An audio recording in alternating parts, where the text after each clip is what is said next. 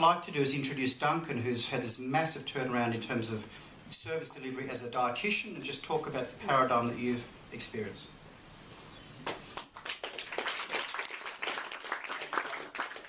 So I'm going to be talking about something a bit different today in terms of talking on a one-on-one level, working with people versus talking about a whole workforce.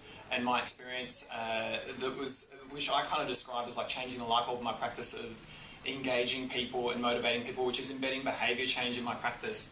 And why that's really led me to believe that I think information alone is not enough for helping people change or being motivated. And how this behaviour change is so motivating for people. I'll just jump forward here.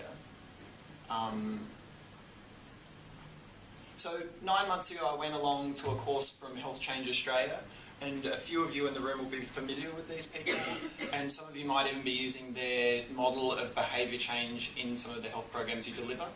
And it really was a big change for me from going from a model of assessment and education and really telling people what to do to a behaviour change model. Just touch a little bit, I guess, as a dietitian, when you're at university, you basically get taught the science. And I love the science. I love the difference between a randomised controlled trial showing this information versus this observational study. But for the clients that I see, they just don't care about that.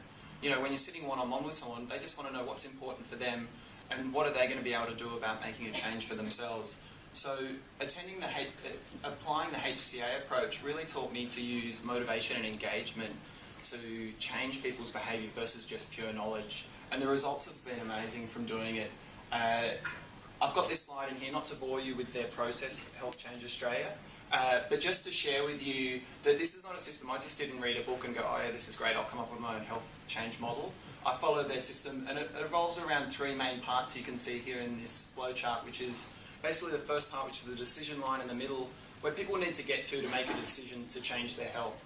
And then above that line, you have the cues for somebody to build motivation to make that decision of will they or won't they change. And then under that line, you're talking about helping someone build confidence and a plan to be able to sustain and take change. So it's not something I've just made up. Talking a little bit more about the kind of the classical model that I was taught, which would be very much take a painstaking diet history until you know everything about someone's diet, a long education and a diet plan, versus some of the new tools that I've picked up from implementing behaviour change with HCA Approach, which is assessing RIC, which is an acronym for readiness, important, confidence and knowledge, which is saying that, yeah, knowledge is important, but there's all these other things that we need to be asking people to find out if they're motivated and engaged to take the change in their health. Giving people a menu of choice. I think we heard about choice from our keynote speaker, which was really interesting, about the dockers who, when offered a choice for health change, they wanted numeracy and literacy versus, you know, more physical activity at first. And that's what got them engaged. So giving people a choice to be engaged is fundamental. And giving people a simple action plan. I find it's almost embarrassing for myself now as a dietitian to ask people, because so often I would have given people a diet plan in the past and say, oh, would you like a customised diet plan for you with all of your favourite foods? Or would you prefer that I give you a simple action plan where you just look at the top 3 things you need to do and the steps you need to take now to do that? 9 times out of 10 now people say to me, I'll take the action plan. Which is really humbling when you do 7 years of uni. You want to give them something juicy, but they just want to know what to do. So before embedding behaviour change, imagine this was your mother or someone close to you and they came and sat in front of you. This is sort of the language that it would have been for me. It would have been, Mrs. Jones, your doctor has referred you to me to help you lose 20 kilos and reduce your cholesterol. Your diet history reveals your portions are too large, you drink too much, and you don't do enough physical activity. I want you to follow this diet plan, stop drinking, stop all of your favourite food, and start walking every day. And I'll see you 2 more times in the next 3 months. Very driven by me, no choice, no mention of whether or not they think they can do it. Now, if they're standing in front of me, this is more along the lines of how the conversation would go. So Mrs. Jones, you've identified your weight reduction is really important to you so you can have more energy to play with your grandkids. From all the things that you can work on, you'd like to start working on walking 4 times a week for 30 minutes. And you would also like to not have second helpings 4 nights a week. And if it's raining, you'll use the exercise bike versus walking. And it's funny when you do this, because it's so simple stuff, you don't feel ready to start talking about alcohol, but you might at the next session. And let's meet again in 2 weeks to discuss your progress and see if you're ready to take on any additional changes, and how do you feel about that. You can obviously see the drastic difference here in those two conversations. And that conversation is so much more motivating for people. It's black and white when you watch someone in the room. And you can see the behaviour change principles in there. You're working on intrinsic motivators, you're working on barriers to change, and lots of different things that have happened. So this has really led me to believe that nutrition information alone is not enough, which is very confronting as a practitioner, but it's true. This is the typical guy I see with John. We see a lot of 45-plus-year-old businessmen. They come in, they sit opposite me, they cross their arms and lean back. And they'd go further back that the wall stops them. And I'm sure the first thing that goes through their brain is, what's this young guy going to tell me about managing my life? And they're a hard crowd. And then you've got 15 minutes later, you've got them leaning forward, get on the table with a pen in their hand, writing their own goals and asking questions. And that's because you're giving them choice and empowering them to drive their own session of where they want to go and implementing this behaviour change. So, and that's really, I would say that's probably the number one indicator of whether or not they're going to get success when they're in the room with me, is if they're engaged or not. And as a dietitian, as a food police, as we're formally known as, it's very hard to get engagement with people, and it's very hit and miss. So these guys, they don't want to be told what to do more of or less of. They don't want diet plans and more resources, even though I'd love to give it to them. What they really need is motivation, they need commitment, they need confidence, and they need help addressing their barriers. This is now what I do with a lot of people, and it looks incredibly simple, and people come in and we'll set up 3 main things for them to work on, and they'll track off on a daily basis on what they could do to improve it, if they have or haven't taken action on those things. And it's so much more engaging for people. 7 years, like I said, 7 years of uni later, be making these little charts is funny, but then you have, the CEO of one of the largest companies in Sydney come in with sticky tape all over it and written notes and really engaged in changing their health. I think this behaviour change is really important versus just information. I'm going to skip over this slide very quickly to make sure we have enough time to talk about some questions. So I'd say, what's the difference from... Can you not? Okay. I have a special request, I won't flip over this slide.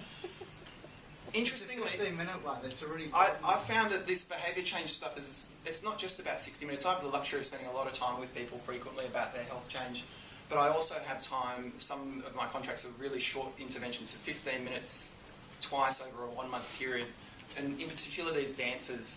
So you have 15 minutes with someone to sit down, meet them, greet them, and change their health. And I'm sure a few of you have got models like that in your business with health assessments on site with workforces. And before, what we were doing, previous dietitian I took over was doing diet diaries, and by the time you spend 7 minutes and umming and ahhing about what they shouldn't be doing, you've got about 7 minutes to tell them what they shouldn't be doing, but you've got no time to ask them anything about what they think. So we scrapped that idea and we started implementing a menu of choice. So they come in, they sit down with us, and in that 15 minutes they pick a goal that they'd like to work on, somewhere from junk food to exercising more, and then we'll just work straight on that. So we'll just go straight to the point, set up a plan. And if you hear someone going, umming and ahhing, you ask them, do you think you can do this? And they go, you know straight away on the spot they're not going to be able to do that. And then you can come back and ask, if I only asked you to do it 3 times a week, you think you could do that? And they'll go, yeah, I can do that, definitely. And that's something I hear all the time now after embedding in behaviour change and moving away from that knowledge and assessment model, is that people, without prompting, will say to me all the time, this is great, I can do this. And they're just such engaging words for a practitioner as well.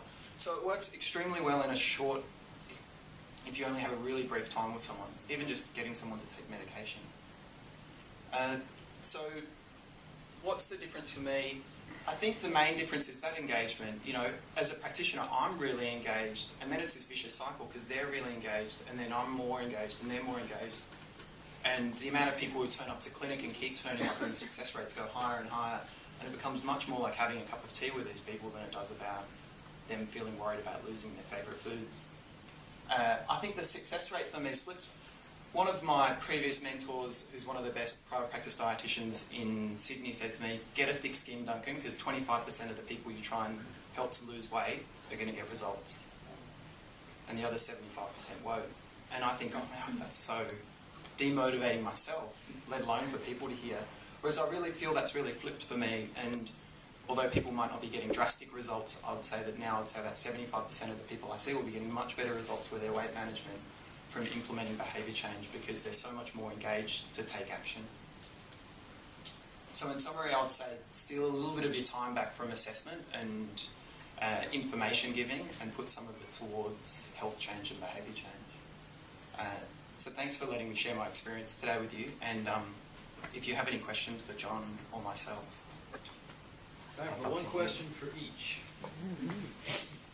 There's more of the talk, but we'll skip the rest of it. Anyway, questions? Yeah. I was just wanting to know what kind of results you actually achieve. Duncan? Yeah. How did that, like, how you say, successful? Are you measuring that at a later date? We've started, so I run a very small practice. We're talking about a sole practitioner here and my experiences implementing this. So we've started tracking those results, but we've also implemented a package program at the same time.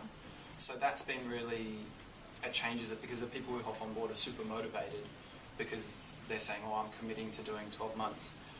So yes, we have some numbers we're starting to track, but they're not big enough to really show differences because we're talking about a small practice. There are people, to help answer the question, my nutritional knowledge isn't bad, right?